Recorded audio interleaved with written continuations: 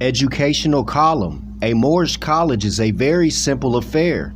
Parents should not foster a spirit of rebellion against school rules. General education matters. Notes about the schools and their management. A Moorish college is a simple affair. No seats, no desk, a few books for beginners. Boards about the size of foolscap, whitened on both sides with clay.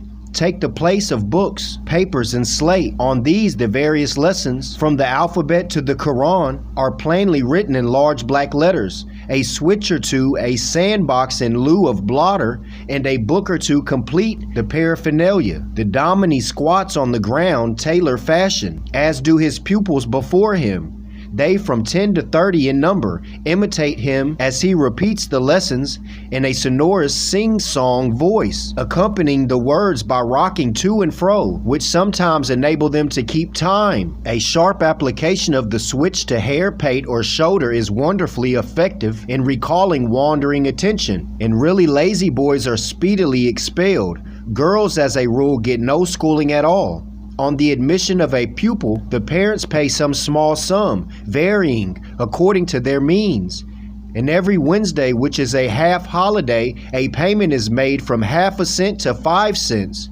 New moons and feast days are made occasions for the giving of larger sums, as are also holidays, which last 10 days in the case of the greater festivals. Thursdays are whole holidays, and no work is done on Friday mornings, that day being the Mohammedan Sabbath, Holy Friday, or at least Meetings Day, as it is called. After learning the letters and figures, the youngsters set about committing the Koran to memory. When the first chapter is mastered, the one which with them corresponds to the paternoster of Christendom.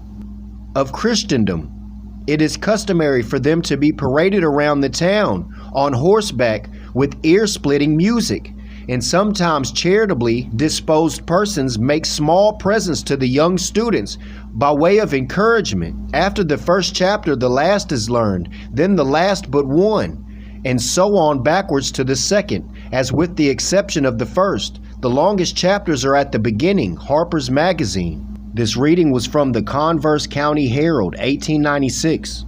The destruction of Lisbon, the morning of November 1755. The great library of the Holy Ghost was in flames, and its priceless Moorish and Hebrew manuscripts were fast becoming ashes. The opera house had fallen in, the Inquisition was no more, and the great church of St. Domingo was but a heap of stone, beneath which lay cruel to atoms the entire congregation. And this was an earthquake, but the Holy Ghost library held the Moorish manuscripts. So when they speak of Yehoshua getting the Holy Ghost and all that, was that the Moorish gnosis from these manuscripts? Again, the destruction of Lisbon, earthquake, the morning of November 1755. Many persons are now employed in digging at Madrid, in consequence of some testimony given by some Moors of the existence of treasure valued at 20 million notes, and which has remained buried ever since the reign of Ferdinand and Isabella. Some signs have been found which correspond with the evidence given by the Moors. Never could treasure come more apropos. Now, why would these Moors tell them about this 20 million notes? Treasure? I leave you in love and peace. Divine honors to Prophet Noble Drew Ali and the Moorish divine and national movement of the world. Farewell.